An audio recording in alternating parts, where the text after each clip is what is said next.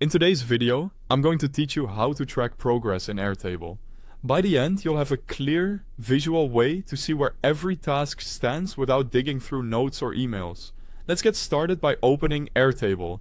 You can create a brand new base for projects, tasks, or content, or simply open an existing one that already holds your records. If you're unsure where to begin, choose a simple grid layout so you can see your items in rows and fields in columns. Next, we'll add a dedicated field to track progress. Click the plus icon to add a new field, choose single select as the field type, and give it a straightforward name like status or progress. Then click create field. Single select is perfect here, because it keeps everyone using the same set of options, which makes reporting and filtering much cleaner. Now, customize the status options. Open the status field dropdown and add options such as not started, in progress, blocked, and completed. Keep the labels short and unambiguous so your team knows exactly what to choose. Assign a distinct color to each status. For example, gray for not started, blue for in progress, red for blocked, and green for completed. Save your changes to lock in the list. With the field ready, begin updating each record. Click the cell in the status column and pick the current state for that task or item. As work moves forward, return to the same cell and switch the status.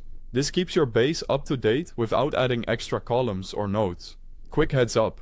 If you're new to Airtable, there's a link to the website and the app download right at the top of the description so you can follow along on web or mobile. For a more visual overview, create a new view. Click Add View and choose Grid, Kanban or Gallery.